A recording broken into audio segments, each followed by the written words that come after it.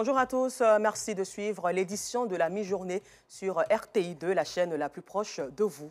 À la une de l'actualité, Raphaël Tano, de son vrai nom Sungalo, du quotidien Le Nord-Sud Info a été désigné meilleur journaliste de l'année au terme de la soirée des Ébonies 2022 qui s'est déroulée hier à la Fondation Félix Houphouët-Boigny de Yamoussoukro.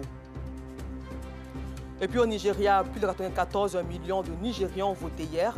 Dans le calme, malgré quelques incidents et retards, dans certains bureaux, le vote se poursuit ce dimanche. Encore merci à vous d'être fidèles à RTI2.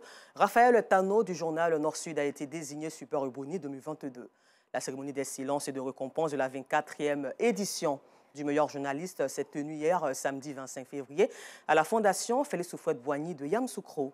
Ce sont plus d'une dizaine de prix spéciaux et sectoriels qui ont été décernés aux meilleurs journalistes de Côte d'Ivoire en présence de Nour Sangaré et Gilles Tonien de RTI2. Couleurs et lumières à la Fondation Félix Houphouët-Boigny de Yamoussoukro. C'est ici que le monde des médias et de la communication a mis sa robe de soirée en cette 24e édition de la Nuit des Ébonies. C'est tiré à 4 épingles que les 500 invités sont venus promouvoir les silences et honorer les meilleurs journalistes de l'année écoulée. À la finale de ce rendez-vous du mérite, 31 journalistes nominés de toutes presses confondues.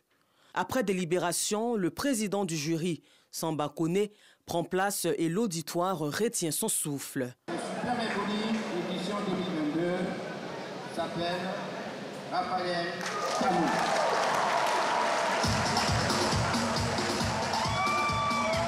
Raphaël Tano du quotidien Nord-Sud sort vainqueur du Super Ebony 2022. Le secret, c'est le travail. Tout ce qu'on fait, il faut le faire avec abnégation, avec sérieux. Je pense que les mots de la société, l'État, qu'on veut essayer de dénoncer en tant que journaliste, il faut impliquer tous les acteurs. Il faut aller en profondeur dans le traitement des sujets. À sa suite, près de 20 lauréats pour les prix spéciaux et sectoriels.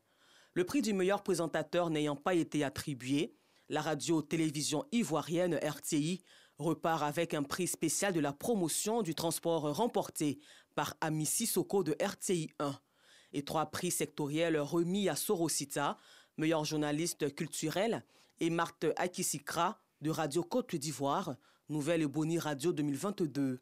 Au vu du bilan de cette 24e édition de cette Nuit des Ébonies, le président de l'Union nationale des journalistes de Côte d'Ivoire, l'UNJCI, Jean-Claude Koulibaly, exhorte ses pairs au professionnalisme et à l'abnégation pour les futures éditions. Ebony, c'est l'excellence. Donc il n'y a pas de copinage dans Ebony. Ce sont les critères bien définis sous nos fondamentaux. C'est les fondamentaux qui régissent notre corporation. Le ministre de la Communication, Amadou Koulibaly, et Sidiki Konaté, représentants du président de l'Assemblée nationale, ont encouragé les lauréats et rappelé les actions du chef de l'État en faveur du développement de la presse ivoirienne. Cette année, nous avons encore eu un prix qui n'a pas été décerné, mais fort heureusement, ce n'est pas pour des questions de qualité des productions comme c'est déjà arrivé. Ça veut dire qu'au niveau de la production, les choses se sont améliorées. Et on veut encourager les journalistes à poursuivre dans ce sens-là, à se professionnaliser davantage pour le bonheur de leurs lecteurs, de leurs auditeurs et des téléspectateurs. Bémol de cette soirée gala, l'hommage rendu au défunt journaliste nominé Herma Dedi, décédé il y a quelques jours. Le Super Ebony 2022, Raphaël Tano, décroche ainsi le gros lot et part avec la clé d'un véhicule flambant neuf. Retour à Abidjan pour permettre aux populations de la commune d'Abobo et d'Anyama de se divertir sur place, un complexe hôtelier avec des piscines à vue le jour. Cet espace de jeu et de divertissement ne désemplit pas le week-end. Les jours fériés, une manière de promouvoir le tourisme local pour le bonheur des populations. Nos reporters Georgette Ido Fofana et Kader Bachil reviennent d'Eden Beau. Situé à Abobo-Ndotré, au nord de la commune, ce complexe hôtelier est un véritable lieu d'attraction, de divertissement et de détente.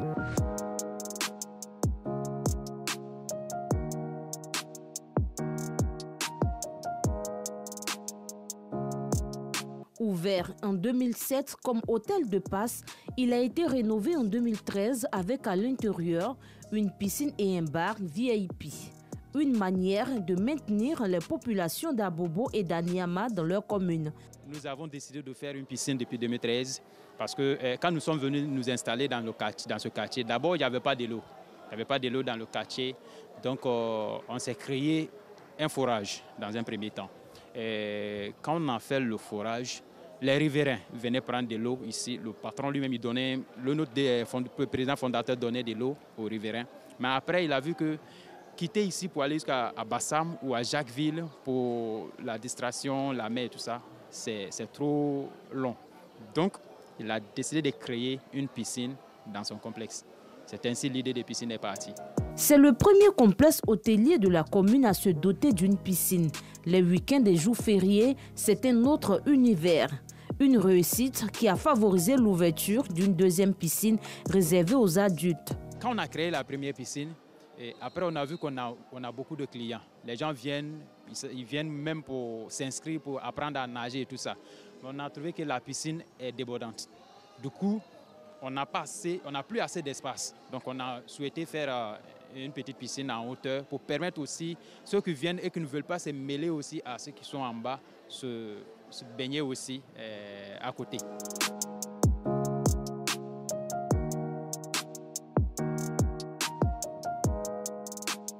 Pour les responsables de ce complexe, la santé des clients reste une priorité. Ces deux piscines bénéficient donc d'entretien régulier. Nous avons pris des dispositions pour que la piscine ne soit pas un problème pour nos clients. Et on a eu contact avec les gens de l'Institut national de l'hygiène publique qui viennent chaque trimestre pour venir tester la qualité de l'eau avec le produit qu'on appelle pH, pour voir si le pH de l'eau est aux normes. Maintenant, nous-mêmes, nous traitons régulièrement l'eau avec ce qu'on appelle le chlore 90 degrés. Compte tenu de l'affluence, si on utilise 70 degrés, ce ne sera pas bien. L'eau même peut changer de couleur. Et en plus de cela, nous utilisons le produit qu'on appelle flocurant pour rendre l'eau vraiment limpide et propre, pour ne pas vraiment développer des maladies comme ça à nos aimables clientèles.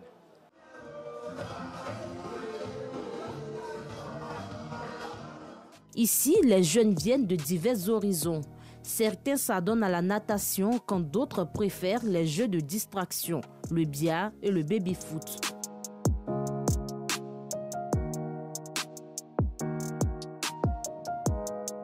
Ça fait plus de 5 ans que je suis ici, j'ai l'habitude de venir ici. Voilà, c'est un grand coin, c'est un grand chic. On vient pour s'amuser ici. Voilà, donc quand on n'a pas d'autres coins à aller, on vient d'autres ici pour s'amuser. Il y a tout ici. Il y a hôtel, il y a maquis, il y a bar, il y a restaurant, il y a piscine. Chaque jour quand je viens, je joue le baby-foot. Voilà, c'est ce qui m'intéresse ici. On a l'habitude de venir ici. Souvent, on vient s'épanouir souvent. Pendant le week-end, on vient s'amuser tranquillement avec notre ami, tout le monde. C'est moins cher et tu as tout le temps. Tu t'amuses comme tu veux et tu te mets à l'aise. Pour maintenir sa clientèle et augmenter son chiffre d'affaires, le complexe met l'accent sur l'accueil et la sécurité. La sécurité, vous savez que c'est primordial. Hein? Je peux même dire que c'est le numéro 1 de toutes choses. Hein? Si tu veux faire une activité, il faut que la sécurité aussi y est. Nous avons en plus des vigiles, des caméras de sécurité un peu partout. Même au bas, ici, là où je suis en train de vous parler, il y a des caméras de sécurité. Voilà. Comme ça, s'il y a un souci, on peut immédiatement alerter les sécurités qui sont dehors pour intervenir. À côté de la natation, le complexe propose aussi à ses clients une gastronomie africaine, une manière de promouvoir le tourisme local. Dans un pays, il faut aussi vraiment pratiquer le tourisme local. Donc nous faisons le tourisme autrement, à la manière ivoirienne.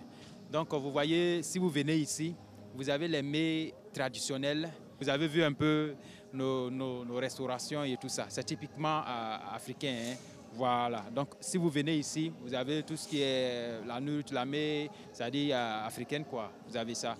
Maintenant, vous avez vu aussi nos chambres. On ne fait pas ça d'un standard européen, un truc comme ça. Mais pour nous, une manière aussi de prouver que nous aussi, nous avons notre manière de faire les choses, faire le tourisme. Donc, Ici, c'est du tourisme local, typiquement local. Voilà. Dans ce complexe, ce sont plus de 600 clients qui sont reçus par jour pendant les jours fériés selon les responsables. Ce complexe se veut un lieu touristique à l'instar des autres sites connus du pays.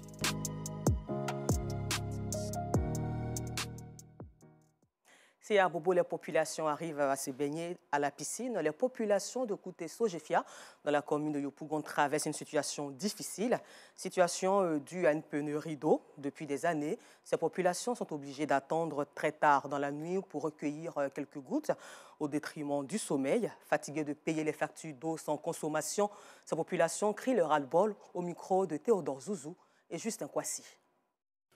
De ces robinets ne peuvent obtenir de l'eau que seuls les noctambules. Les rares gouttes ne tombent qu'entre 2h et 4h du matin, quel que soit leur emplacement. Regarde les yeux même, on ne dort pas à cause de l'eau. Ça veut de 1h du matin jusqu'à 4h, ça vient petit. C'était là-bas, je prenais mon eau. Malgré on a mis ici, croyant que bon, si c'est un peu bas, l'eau peut venir, mais ça ne vient pas. Depuis, bon, ma maman s'est mariée, elle est venue au quartier ici. Elle dit qu'il y avait problème d'eau. Elle est restée dans ça jusqu'à elle a pris mon ventre, elle a accouché. J'ai grandi dans ça.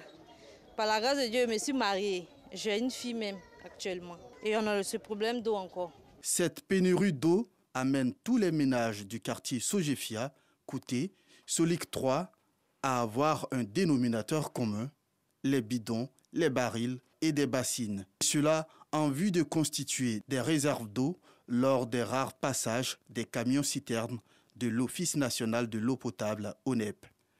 Certains habitants abandonnent leur domicile personnel pour des maisons en location dans des quartiers voisins où coule le précieux liquide, source de vie, dit-on. D'autres continuent d'aller le chercher ailleurs, avec toutes les peines. Depuis moi j'ai déménagé ici, on ne fait que acheter l'eau, on allait chercher même l'eau jusqu'à Saint-Laurent. Pourtant, les factures de la société de distribution de l'eau en Côte d'Ivoire continuent d'être délivrées pour consommation. Quand les factures sont émises, les jours qui suivent, franchement dit, on a des soucis. Bon, on se demande si la SODECI émet des factures, nous dit qu'on est obligé de payer ces factures, quel que soit le fois, même si nous disons qu'on n'a pas de l'eau, eux, ils ont déjà déposé les factures, nous sommes obligés de les payer. Donc, nous sommes contraints. Et pour ne pas avoir des arriérés ou bien voir nos comptes partis, nous sommes obligés de payer. Voici les raisons que cette société de l'État donne, selon le syndic du quartier, de cette indisponibilité de l'eau dans les robinets. Ils disent que nous sommes en hauteur, donc quand les quartiers périphériques là, sont servis, l'eau n'arrive pas à monter. On leur a dit mais c'est pas possible. Face à cette souffrance qui n'a que trop duré, les femmes veulent manifester leur ras-le-bol. Mais ici, elles sont tout de suite désarmées jusqu'à nouvel ordre. Des procédures qui sont engagées par le groupement des propriétaires de logements. On a réécrit au DG de la SODECI. Le DG de la SODECI ne nous a pas satisfait, il n'a pas répondu à notre revendication. On ne s'est pas arrêté là, on a écrit également au ministre de l'hydraulique. Le ministre de l'hydraulique n'a pas réagi. On lui a fait une relance. Cette relance aussi est restée sans suite. Et je crois que depuis le juillet août, on a écrit à M. le Premier ministre pour lui demander qu'il était notre dernier recours de tout faire pour que le problème d'eau soit réglé. Parce que ça ne faisait que, en tout cas ça faisait déjà 20 ans que nous souffrions. Nous, on oublie de dire aux jeunes gens, à nos mamans, de ne pas manifester. Cette femme porteuse de handicap, membre du syndic, quant à elle, n'en peut plus. Je ne peux pas aller puiser de l'eau. Donc ce sont mes enfants qui sont chargés chaque nuit de se lever à 2h du matin. Je les réveille pour qu'ils aillent voir si l'eau coule dans les robinets et ils se chargent de puiser de l'eau pour mettre dans les fûts. Cette situation ne peut pas continuer. On va donner les instructions strictes à tous les résidents de notre quartier. Si le problème n'est pas résolu dans les jours qui viennent, jusqu'à la prochaine facture, on va interdire à toutes les personnes de payer les factures d'eau. Parce que on en a marre. L'État ivoirien fait de nombreux efforts pour garantir la fourniture d'eau aux populations. Mais à Yopougon, la plus grande commune du pays, ce liquide, qui est l'un des piliers essentiels de la qualité de vie, a disparu des robinets depuis Belle-Lurette pour les quartiers comme Solik 3, Académie Diop et pour d'autres comme Lokwa, Maroc, Ananuré, ainsi que l'école libanaise depuis 3 mois.